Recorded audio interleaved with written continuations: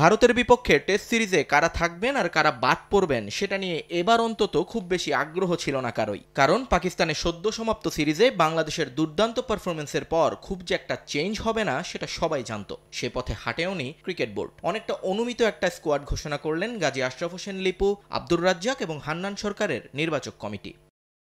তবে সবচেয়ে বড় চমক হয়ে এসেছে পেসার শরীফুল ইসলামের না থাকা। পাকিস্তানের বিপক্ষে ঐতিহাসিক টেস্ট সিরিজ জয়ের পর শরীফুলকে বাদ দিয়ে স্কোয়াড ঘোষণা করা বেশ কঠিন ছিল নির্বাচকদের জন্য, কিন্তু কাজটা অনেকটাই সহজ হয়ে যায় শরীফুলের ইনজুরির কারণে। রাওয়ালপিন্ডিতে প্রথম টেস্টে পাওয়া কুঁচকির ইনজুরিটা এখনও ভোগাচ্ছে বাঁহাতি পেসারকে, যে কারণে ভারতে তাকে দলের সঙ্গে রাখার ঝুঁকি নেয়নি লিপু বাহিনী। শরীফুলের অনুপস্থিতিতে ব্যাটিং অর্ডার আরও একটু শক্তিশালী করার চেষ্টা করেছে tiger team management. Middle order batter Jaker Ali অনিককে প্রথমবারের মতো সাদা পোশাকে জাতীয় দলের জন্য বিবেচনায় নিয়েছেন তারা। মূলত পাকিস্তানে এ দলের সফরে সেঞ্চুরি করার পুরস্কার পেলেন জাকের।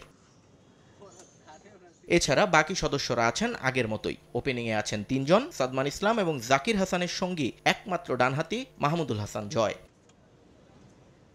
ওয়ান ডাউনে নাজমুল হোসেন শান্তর কোনো বিকল্প নেই আপাতত। তারপরের জায়গাটা ফিক্সড মুমিনুল হকের জন্য। আর তারপর আছেন দলের সবচেয়ে নির্ভরযোগ্য দুই ব্যাটার মুশফিকুর রহিম এবং সাবেক বিশ্বসেরা অলরাউন্ডার সাকিব আল হাসান। মিডল অর্ডারের বাকি এক ক্রিকেটার লিটন দাস এই মুহূর্তে বাংলাদেশ দলের অন্যতম ভরসার নাম। লেট অর্ডারে জাকের আলী অনিক ছাড়াও আছেন অলরাউন্ডার মেহেদী হাসান মিরাজ। পরের জায়গাগুলো দুই স্পিনারের তাইজুল ইসলাম এবং নাইম হাসান। আর শেষ তিনটি জায়গায় আছেন দলের তিন পেসার তাসকিন আহমেদ, নাহিদ রানা এবং খালেদ আহমেদ।